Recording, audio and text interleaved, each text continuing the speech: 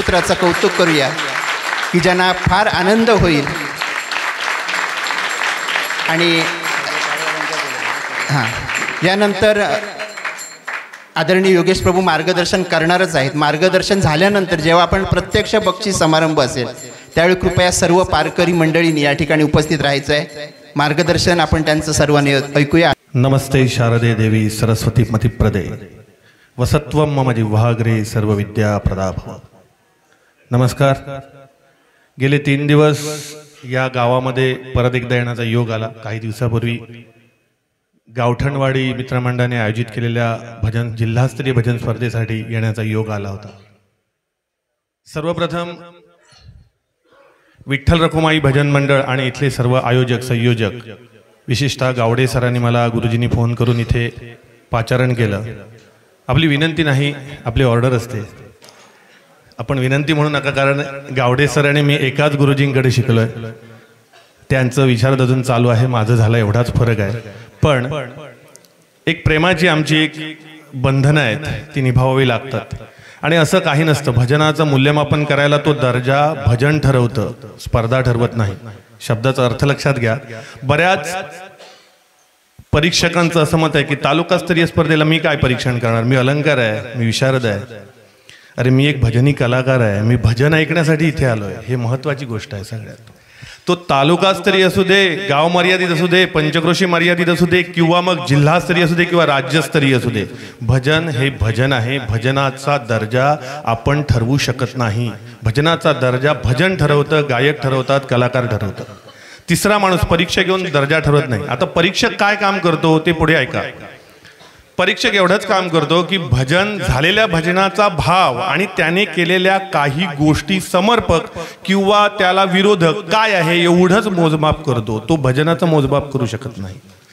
आता यामध्ये भजनाचं मूल्यमापन करताना म्हणजे सादरीकरणाचं मूल्यमापन करताना काय मुद्दे होते त्या मुद्द्याप्रमाणे मी बोलत जातो. पहिला मुद्दा होता स्वर. स्वराला 10 गुण होते. आता स्वरामध्ये सगळ्या गोष्टी आल्या. कुठल्या कुठल्या? सुरुवात केल्यापासून शेवटपर्यंत मुख्य गायक आणि कोरस सुद्धा किती स्वरात गाते, त्यांनी रागाची निवड कुठली केली, तो राग निभावलाय का, त्याचा गोडवा किती आहे. आणि यात सगळ्यामध्ये मी आपल्याला एक उल्लेखनीय बाब इथे नमूद करेन की आपण एक नियम इथे घातला होता की नोटेशन नसलं तरी चालेल. अतिशय महत्वाची गोष्ट आहे. मी म्हणतो नोटेशन पाहिजेच कशाला. नोटेशन केलं तरच भजन होतं का? नाही ना. उदाहरण आहेत की आज भजन स्पर्धेमध्ये एका भजन स्पर्धकांनी नोटेशन म्हटलंच नाही आणि एकाने नोटेशन म्हटलं, पण त्याच्यापेक्षा भजन एवढं गोड केलं की त्या नोटेशनाला किंमतच राहिली. नसलं तरी चाललं असतं. नोटेशन हे लोणचं एवढं पाहिजे. जर आपण जेवत असू तर त्याला चव म्हणून लोणचं घेतात. लोणचं हे प्रमुख खाद्य आपलं नाहीये, अन्न नाही, हे लक्षात आलं पाहिजे. याच्यासाठी हा उठा ठेवाय किंवा खटाटोप आहे. नोटेशन हा ज्याच्याकडे 1.5 तास आता बाबा एक नोटेशन गातोय, एकही स्वर जागेवर नाही, मग त्या नोटेशनचा उपयोग तरी काय, कशाला पाहिजे ते. त्याच्यापेक्षा नोटेशन नसेल तर अतिशय बेस्ट. मला वाटतं ते नसावंच अशी माझी इच्छा, आता आग्रह पण आहे पुढे जाऊन. त्याच्या पुढचं सांगतो. हां, तर स्वरावर जास्त मेहनत मला या संपूर्ण स्पर्धेमध्ये, मी स्पष्ट बोलतो, माफ करा, या संपूर्ण स्पर्धेमध्ये मी उत्कृष्ट गायक काढलाय, प्रथम क्रमांक काढलाय, कोरस काढलाय, सगळं काढलं. पण काही ठिकाणी स्वर घसरताना जास्त दिसले गायकांचे. म्हणजे पंचक्रोशी मर्यादित जरी असली तरी त्यांना रियाजाची गरज आहे हे आधी पहिलं वास्तव जाणून घ्या. त्यामुळे तुमच्या आपसात जे काही आता क्रमांक येतील किंवा न येतील, एखाद्याला उत्कृष्ट गायक मिळेल, एखाद्याला हार्मोनियम वादक मिळेल, एखाद्याला वादक मिळेल, एखाद्याला कोरस मिळेल, तर हे सगळं सगळ्यांच्या सादरीकरणानंतर कुठे चांगलं वाटलं त्याला ते ठेवलेलं आहे. याचा अर्थ तो सर्वोत्तम आहे आणि आपण कमी आहोत असा नाही. हे आधी कृपया लक्षात घ्या. म्हणजे एखाद्या गायकाला जर आम्ही उत्कृष्ट गायक निवडले तर तो सर्वोत्तम आहे आणि बाकीचे काय ते पण चांगलेच गायक आहेत, पण त्यांच्या तुलनेत त्याने थोडं चांगलं गायलं, एवढाच फरक आहे. म्हणून स्वराचे 10 मार्क दिले. दुसरा होता ताल आणि लय. ताल आणि लय या 2 अशा गोष्टी आहेत. ताल हा संगीताचा प्राण समजला जातो, पण बरेच लोक त्याला दुय्यम मानतात. गायकाला जास्त महत्व देतात, गायनाला जास्त महत्व दिलं. मी या संपूर्ण मी सगळ्या गोष्टी स्पष्ट बोलतोय. कृपया कोणीही राग मानू नका, कारण मला इथे तुम्ही त्या गोष्टीसाठी बोलवलेत, मला बोलणं क्रमप्राप्त आहे, माझं ते एक कर्तव्य आणि जबाबदारी आहे म्हणून बोलतोय. आणि प्रत्येक शब्द जबाबदारीने बोलतोय, कारण त्याचा पुरावा आहे माझ्याकडे लिहिलेला. संपूर्ण स्पर्धेमध्ये मला फक्त एकच वादक असे मिळाले, एकच जोडी अशी मिळाली ज्याने फक्त लय बॅलन्स करून वाजवली, ती म्हणजे सिद्धेश आपले वेंगुर्लेकर. आणि हे स्पष्ट बोलण्याचं कारण असं आहे की त्यांना जिल्हास्तरीय स्पर्धेचा अनुभव पण आहे. म्हणजे असं नाही म्हणता येणार की त्यांच्या तुलनेत बाकी सगळे कमी होते. त्यांनी अनुभव मिळवलाय म्हणून त्यांना ते चांगलं जमलं, हे वास्तव आहे. पण लय बॅलन्स करणं हा अतिशय महत्वाचा गुण आहे. किती गायक गोड गातोय, कितीतरी ताना मारतोय, किती राग बदलतोय, किती आलाप घेतोय, सगळं त्याच्याबरोबर लय कुठे चालली आहे याचा ताळमेळ कधीच दिसला नाही. बऱ्याच भजन मंडळांमध्ये लय बॅलन्स झाली नाही. त्यामुळे ताल आणि लय मध्ये जे गुण आहेत त्याच्यामध्ये कुठे कमी जास्त झालं त्याचं अवलोकन करा. तिसरा मुद्दा आहे शब्दोच्चार आणि निवड. ही डोकेदुखीच आहे माझी. मला अजिबात अशुद्ध शब्द चालत नाही. हा माझा स्वतःचा गुण असेल किंवा काही म्हणा त्याला, पण आणि पाणी मला अजिबात आवडत नाही. आणि पाणी न आणि न यातला जर फरक कळत नसेल तर तुम्हाला सगळ्यात पहिल्यांदा मराठी शिकवावं लागेल. शुद्ध मराठी गाणं हा एक उत्कृष्ट गायकाचा दोष आणि गुण यामध्ये आपल्याला अभ्यासक्रमामध्ये आहे. शब्दांचा उच्चार स्वच्छ असावा. स्वच्छ याचा अर्थ स्वच्छ, ह्रस्व दीर्घ या प्रत्येक गोष्टीचा त्याने विचार करावा. बऱ्याच लोकांनी सुख झाले हो साजनी रूप पाहता लोचनी. अरे लोचनी आणि साजनी सारखंच झालं. साजणी लोचनी, न आणि न मधला फरक नाही दिसत बऱ्याच गायकांच्या गाण्यामध्ये. त्याच्या पुढे आलं तुका म्हणे, म्हणूनी कसं असेल, म्हणूनी यातला फरक थोडा तुम्ही विचार केलं तर ह्या साध्या आणि सोप्या गोष्टी आहेत. आणि या गोष्टी नाही आहेत, या आपल्या रोजच्या व्यवहारातल्या गोष्टी आहेत. त्या आपण ठरवलं तर आपण ते सुधारू शकतो. त्याला कोणीतरी दाखवलं पाहिजे. प्रत्येक वेळी असं असतं माझी चूक दाखवणारा माझ्या समोर असेल तर तो माझा गुरु झाला. त्याच क्षणी तो वयाने कुठल्याही असो, माझ्यापेक्षा लहान असू शकतो, माझ्यापेक्षा वयाने जास्त असू शकतो, जातीने धर्माने भेदाने वर्णाने माझ्यापेक्षा भिन्न असू शकतो. पण जेव्हा मला माझी चूक दाखवतो आणि मी मान्य करून ती सुधारणं हे माझं पहिलं कर्तव्य आहे. म्हणून मराठी शुद्ध वापरा. शुद्ध गाण्याने आपला भाव शुद्ध होतो, स्वच्छ होतो. म्हणून शुद्ध मराठी असणं जास्त गरजेचं आहे. शब्दोच्चार. आता निवड म्हणजे काय? बऱ्याच भजन मंडळांनी अनेक राग वापरले, पण राग शास्त्र असं सांगतं की जो तुम्ही राग वापरता त्याचं मुखदर्शन तुमच्या चालीत दिसलं पाहिजे. म्हणजे चलन. समजा मी केदार गायतोय,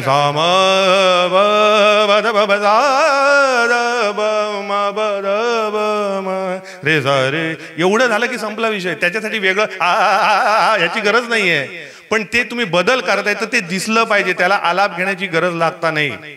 बऱ्याच भजन मंडळांनी 3-3, 4-4, 5-5, 6-6 राग बदलले, 6-6 ताल पण बदलले, पण त्या तालाला लयीचा बॅलन्स नव्हता आणि रागाला मुखदर्शन नाही. ते दिसलं पाहिजे. तुम्ही चाल बदललाय, पटदीप गायला तर पटदीप पटकन दिसला पाहिजे लगेच. समजा मारवा आणि सोहनी गातोय आपण ऍट अ टाइम, तर मारवा वेगळा आणि सोहनी वेगळा एकाच वेळी दिसले पाहिजेत.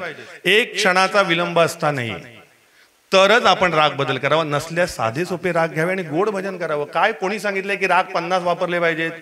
असं मुळीच नाही. 6 राग आले की भजन होऊ शकतं. एका रागामध्ये जय नमन, एका रागामध्ये जय जय राम, दुसऱ्या रागामध्ये रूपावल, 3 झाले राग. अभंग, गवळ आणि गजर झाले. 6 राग आले तरी भजन येतं. आणि हे आताच सांगतोय मी. याच्या पूर्वी जे वारकरी, आता तुमच्या आजूबाजूला कुठेतरी वारकरी भजन मंडळ असणार, त्यांच्याकडे कोणी दिले हो राग?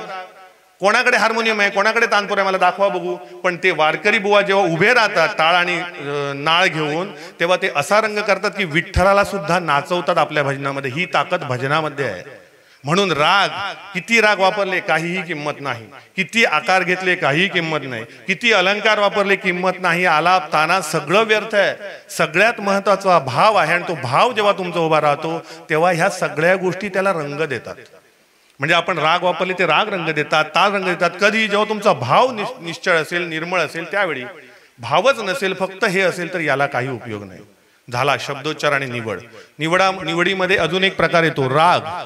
मी बऱ्याचदा हे सांगितलेलं आहे. इथे बरेच माझे मित्र आहेत जे जिल्हास्तरीय भजन स्पर्धेमध्ये असतात आमच्या बरोबर. त्यांना माहीत आहे मी सगळ्या गोष्टी परत वारंवार का बोलतोय. आज एवढं बोलण्याचं कारण पण सांगतो, कारण ही पंचक्रोशी मर्यादित आहे. आणि माझी विनंती आहे सर तुम्हाला की पंचक्रोशी मर्यादितच स्पर्धा भरवा. जिल्हास्तरीय जिल्ह्यात भरपूर होतात स्पर्धा. मी त्यांना पण मैत्री बुवांना मगाशी पण म्हटलं, पंचक्रोशी भरवल्याचा फायदा काय झाला माहिती आहे? जी मुलं मी एवढे दिवस कोरसमध्ये बघत होतो ती आज बुवा म्हणून बसली. मला कळलं की ती गाऊ शकतात चांगलं. एक ना एक दिवस त्यांच्यातला बुवा जिल्हास्तरीय भजन स्पर्धेत नाव करेल, त्यांचं श्रेय तुम्हाला जाणार आहे. म्हणून पंचक्रोशी पाहिजे. निवडीमध्ये रागाला आता आपण एक विचार करा की दोन माझ्या आवडीचे चांगले पदार्थ आहे, एक शाकाहारी आहे एक मांसाहारी आहे. ॲट अ टाइम खाऊ शकतो का मी? नाही खाऊ शकत. शाकाहारी खात असेल तर मांसाहारी जाणार नाही, मांसाहारी खात असेल तर शाकाहारी जाणार नाही. मग कशाबरोबर काय खावं, आपल्याला शरीराला काय पोषक आहे, हे जेव्हा आपण विचार करतो तसं रागाचं आहे. तुम्ही राग घेता, पहिला राग घेता कुठला, त्याच्यावर दुसरा राग कुठला घेता, त्यावर तिसरा राग कुठला घेता, हा जर तुम्ही ताळमेळ घातला तर त्याचं चित्र जे उभं राहील, त्याचा जो रंग उभा राहील हा अप्रतिम उभा राहील. म्हणून त्याच्यासाठी थोडा बारकाईने विचार करायला लागेल की हा राग घेतल्यानंतर कुठला राग रंगेल. आता एक फॅशन आली आहे, एक तर चारुकेशी, किरवाणी, सालक वराळी, म्हणजे जे पराकोटीचे जे साधे सोपे राग आहेत ते घ्यायलाच कोण बघत नाही. मुळात रागाला कुठलंच बंधन नाहीये. रागाला, प्रत्येक रागाला गायन वेळ आहे शास्त्रीय संगीतामध्ये, पण आपण भजनात गायन वेळ बाळगूच शकत नाही, पाळूच शकत नाही. कारण मी जेव्हा 25 वर्ष भजन केलं, मला माहिती आहे की आता मला कोणी सांगितलं भजन म्हण, आता वाजलेत 12:30, मी रात्रीचा राग आळवला तर सगळे झोपणार किंवा घरी तरी जाणार. म्हणजे मला असा राग घेतला पाहिजे तो पटकन तो त्यांना कॅच करेल. तेव्हा मी रागाचं बंधन नाही, वेळेचं बंधन नाही पाळू शकत. पण हा विचार करू शकतो की मी जे गातोय ते शुद्ध, स्वच्छ आणि गोड कसं सादर करता येईल याचा तरी विचार करू शकतो. या दृष्टीने विचार करावा. त्यानंतर आलं सादरीकरण. सादरीकरणाला आता राग शब्दोच्चारण निवडला 5 गुण ठेवले होते, सादरीकरणला 10 गुण ठेवलेत. आता सादरीकरण याचा अर्थ काय, या गोष्टी बोलता येत नाहीत ना. जिल्हास्तरीय भजन स्पर्धेला एवढा वेळ देत नाहीत, कारण अर्धे अधिक लोक घरी गेलेले असतात आणि बरीच मंडळ ज्याचा नंबर येत असेल असं मग त्याला ग्वाही आहे ते थांबतात, बाकीचे घरी जातात. हे ऐकायला कोणी नसतं. आज सगळे आहेत म्हणून बोलतोय, कारण हे त्यांना पण ऐकायला जावं. सादरीकरण. आता सादरीकरण याचा अर्थ तुम्ही साधना आणि सादरीकरण दोन वेगवेगळ्या गोष्टी आहेत, ह्या लक्षात घ्या. साधना जी तुम्ही या स्टेजच्या आधी पाय टाकताना जी केली तिथपर्यंत साधना आहे. स्टेजवर पाय पडला की त्याला सादरीकरण म्हणावं. सादरीकरण म्हणजे काय, जे तुम्ही सुरुवात म्हणजे येऊन तुम्ही बसताय तिथपासून उठेपर्यंत जे जे कराल त्याला सादरीकरण म्हटलं जातं. याचा अर्थ तुम्ही पेटीला हात लावला की सादरीकरण सुरू होतं असं नाही. तुम्ही येणं तेवढंच, तुमच्या प्रत्येक हालचालीमध्ये तो भाव भक्ती दिसली पाहिजे. बऱ्याच वेळा मी गमतीने म्हणतो की मस्त वाजवतात सुंदर, गातात सुंदर, आणि केस असे करतात, इथे कोंबा, इथे कोंबा, इथे उंदीर बिंदीर असे काढलेले असतात डोक्यात. मजेचा भाग झाला, पण ते कसं दिसतं, बघणाऱ्याला कसं दिसतं तुम्ही विचार करा ना. गणवेश का आहे, मग तुम्ही ड्रेस कोड का करता, सगळे पांढरे कपडे, सगळे पिवळे कपडे का करता, तर एकरूपता यावी, एकसंघता यावी, म्हणजे आपली डिसिजन आहे ती सगळ्यांना मान्य व्हावी याच्यासाठी एक चित्र करतो आपण. खरं तर असं कुठेही लिहिलेलं नाही भजनाला गणवेश पाहिजे. आमच्या वेळी होतं ते 25 वर्षापूर्वी परीक्षक असायची ते लिहून ठेवायचे, कोरसची शर्टाचं वरचं बटन उघडं आहे, बुवा हातवारे करतात. हे परीक्षण आता राहिलेलं नाही. परीक्षण हा विषय तिथे संपला. परीक्षण हे फक्त तुमच्या सादरीकरणाचं केलं जातं. तुम्ही माझ्याकडे येताय, प्रेमाने बोलताय, जाताय, मला त्याच्याशी काही देणं घेणं नाही. तुम्ही जे इथे सादर केलं त्याचंच परीक्षण मला करायचं आहे, मला बाकी काही देणं घेणं नाही. त्यामुळे ते विषय आता सोडा आणि विचार ह्या गोष्टीचा करा की तुम्ही आल्यापासून जाईपर्यंत तुम्ही सादरीकरण काय केलं. त्यामध्ये सगळ्या गोष्टी आला. समजा एखाद्या भजन मंडळाचे बुवा आहेत ते तरबेज असतात, गायनामध्ये तरबेज आहेत, अलंकार, ताना, आलाप, नोटेशन हे ते सगळं घेत आहेत, पण त्यांना जर पूरक साथ नसेल, कोरस नसेल, वादक नसेल तर त्या भजनाच्या सादरीकरणात अर्धा पार्ट कट होतो. कारण गायक हा प्रमुख आहे, तो संपूर्ण नाही. जर गायक प्रमुख असेल तर तो कॅप्टन म्हणावा, पण कॅप्टन कधी होतो, तो त्या टीम मधलाच असतो ना की बाहेरचा असतो कॅप्टन. 11 जणांची समजा टीम असेल तर त्या 11 मधल्या एक कोणतरी कॅप्टन असतो, म्हणजे तो मुळात आधी खेळाडू असतो. लक्षात घ्या. म्हणजे भजनातला तो एक भाग झाला, कोण, गायक, फक्त एक भाग. उरलेले 99% हे खालचं आहे. जे वादक आणि कोरस आहे ही प्रमुख आहे, हेच लोकांना अजून कळलेलं नाहीये. जे म्हणतात मी भजन करतो, मी कधीच भजन केलं नाही, माझा जो संघ आहे ना तो भजन करतो, मी बुवा म्हणून बसतो कारण ते माझ्या साथीला आहेत म्हणून मी बुवा बसतोय, नाही तर मला एकट्याला बोलवा आणि भजन करायला लावा. होतं का बघा, नाही होणार.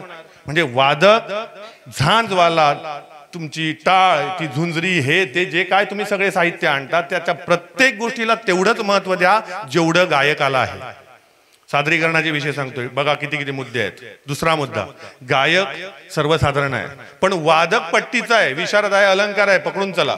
त्याने जर लाऊड वाजवून घेतलं तर त्या भजनाला काय राहिलं शिल्लक मला सांगा. भजन तुम्ही ऐकणार तरी का नाही. म्हणजे ते सुद्धा प्रमाणात पाहिजे, ते लाऊड असून चालत नाही. वाद्य कुठलंच लाऊड असताना जे समर्पक पाहिजे, प्रति गायकाला वादक समर्पक पाहिजेत, त्याला कोरस पाहिजे, सगळं पाहिजे एका वेळी.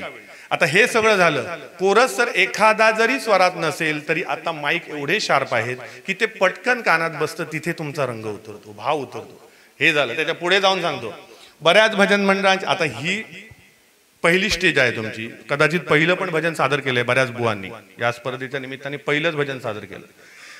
बऱ्याच भजन मंडळांमध्ये टाळ सुद्धा स्वराचे नाहीयेत, टाळ सुद्धा स्वराचे पाहिजेत. का होतं, जेव्हा तुम्ही भजन, आता आपण जेव्हा गणपतीची चतुर्थीला किंवा इकडे सप्ताह असेल जेव्हा भजन करू तेव्हाची गोष्ट वेगळी आहे, पण स्पर्धा म्हटल्यानंतर तुम्हाला माईक एवढे शार्प मिळतात, त्या सगळ्या गोष्टी जेव्हा बाहेर त्याचं एक चित्र निर्माण करतात, त्या चित्राला भेद पाडतात. एखादा जरी टाळ बेसूर असेल तर तो कानात बरोबर तो जाऊन पडतो, तिथे तुमचा रंग कमी येतो. या सगळ्या गोष्टीचा बारीक बारीक विचार केल्यावर तुमच्या लक्षात येईल की भजनाला सगळंच महत्वाचं आहे, म्हणून सादरीकरण म्हटलं.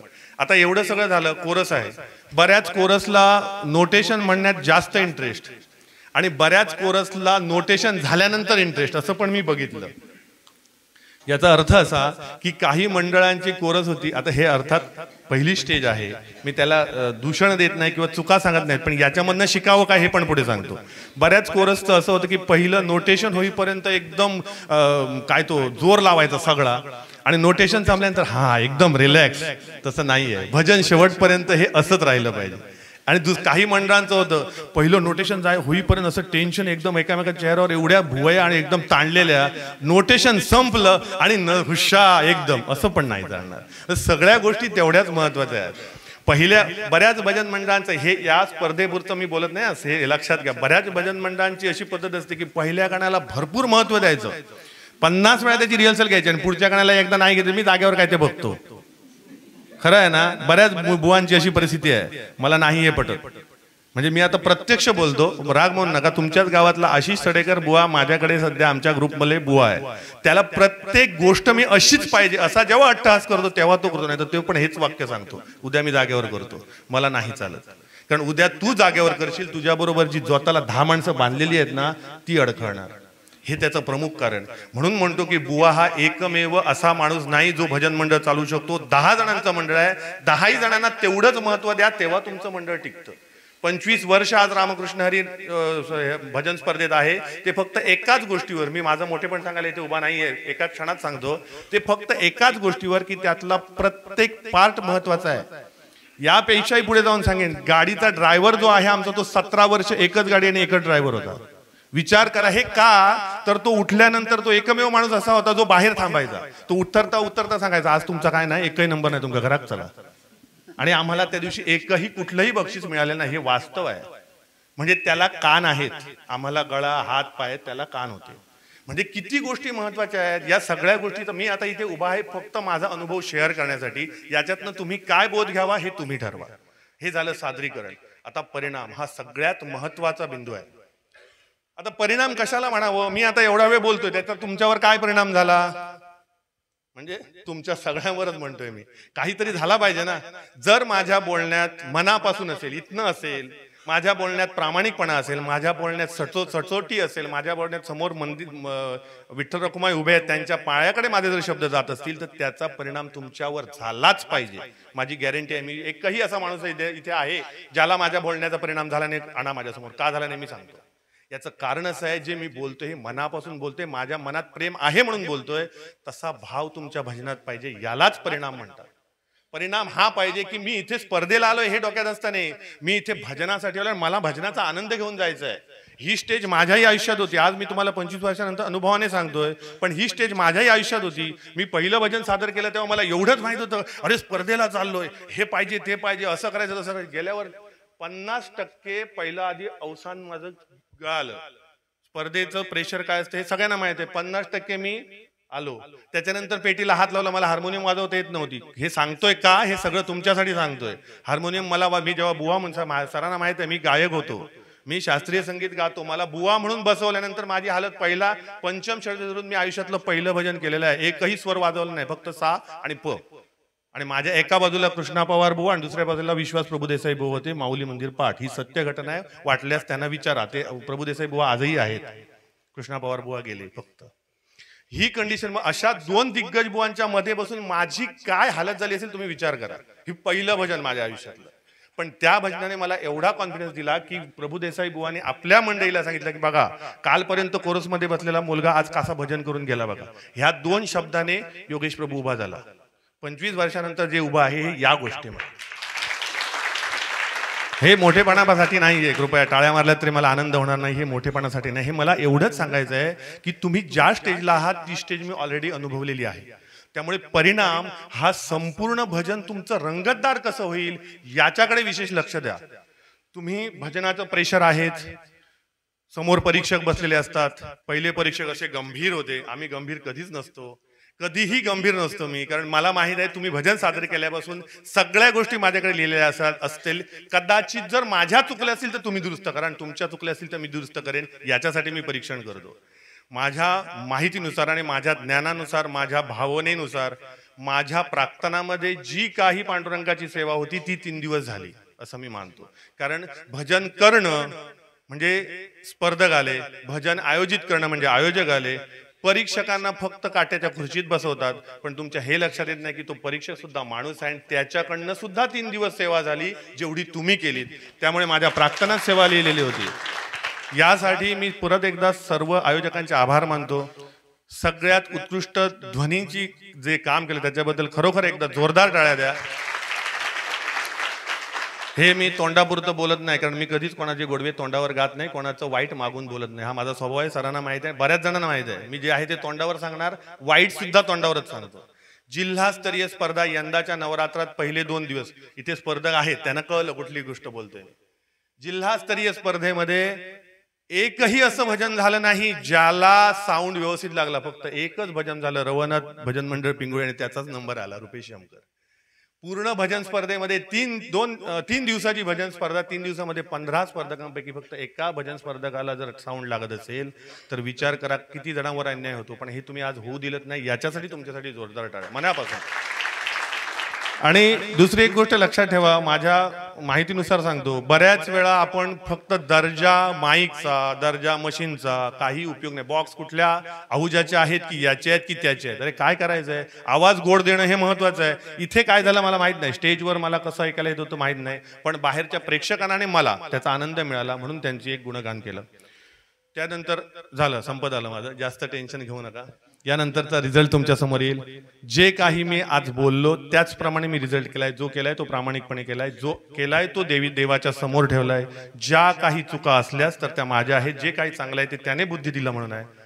एक विनंती करतो, विनंती वजा सूचना हवी असल्यास समजा की स्पर्धकाने इथे न थांबता हे सातत्य ठेवा. बऱ्याच वेळा आता हे मगाशी कुठलं भजन मंडळ होतं, मी ह्यांना सांगितलं आपल्या प्रणवला जाऊन त्यांना विचार म्हणून, अमित मेस्त्रींकडे मला वाटतं, ते साधी माणसं होती. बुवा म्हणतात मला, ते साधे आहेत बुवा. बघा खरं सांगू का, म्हणजे कालच मी एक व्हिडिओ बघितला की शांत झोप कोणाला येते ह्या माणूस शोधा, असा एक व्हिडिओ होता. सगळे शोधत गेले, डॉक्टरकडे गेले, डॉक्टर त्याच्याबरोबर फिरायला लागले, वकिलाकडे, वकील असं करत करत गेले. शेवटी मिळाला कोण, शेतकरी, ज्याला शांत झोप लागते. कारण काय, त्याच्या अंगात वस्त्रच नव्हतं. एकच वस्त्र, जेवढी लाच झाकणं एवढं वस्त्र होतं, बाकी त्याच्या अंगावर वस्त्रच नाही.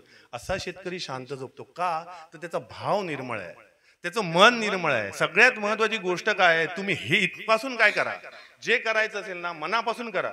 बाकी सगळ्या गोष्टी दुय्यम आहेत आणि दुय्यमच आहेत. पैसा, प्रतिष्ठा, मोह, माया आणि लोभ ह्या सगळ्या गोष्टी एक ना एक दिवस संपतील.